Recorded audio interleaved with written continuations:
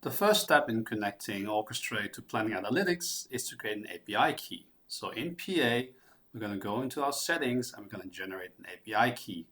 We're going to give it a name and then we're going to press the button. So now you have to make sure you record the API key. Just use a notepad for that.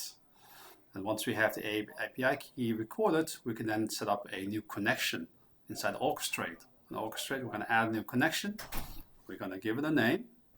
Here we go. Display name as well. And then we're going to press save and continue. And now we're going to set the authentication for this connection. Basic auth, team credentials, the username is API key, and the password is that API key value we just copy pasted. And we're also just going to paste the server URL from here. This is our notepad with the important server information. We click next, and the live environment is going to use the same configuration as the draft environment. Okay, now we have the connection set up to the MCP server, and we can start building an agent. Now you can create an agent from scratch or from a template. I already created a very basic Scratch agent over here. And then we're going to go to the toolkit. I'm going to add a new MCP tool. I'm going to add a new MCP server, a remote one, and we're going to give it a name. Temp MCP server.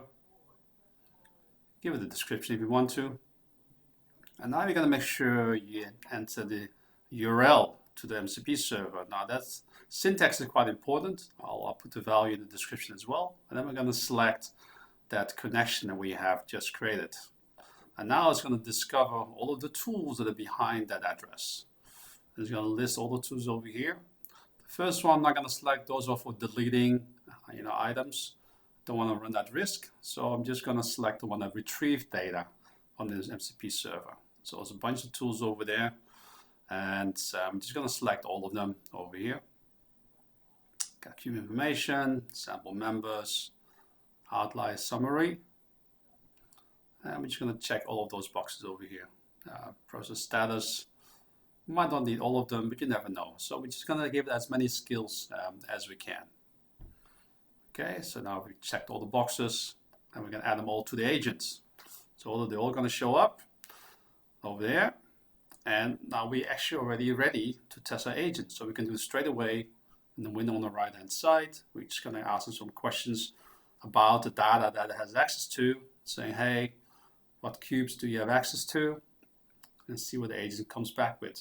This way we can able to test and configure the agent, side by side. Right? If we want to have some more system context, we can then add it on the configuration on the left and immediately start testing it on the right. So you can see it has already come back with some data from the server, so everything seems to be working.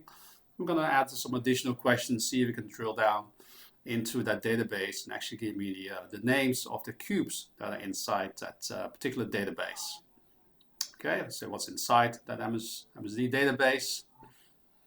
And now it has found me the actual cubes and the cube names. So now we can deploy it. So press the deploy button. And then we wait till it has been deployed. When it's been deployed, we can actually start using it straight away into our environment. So even now it's been deployed, we can go to our chat.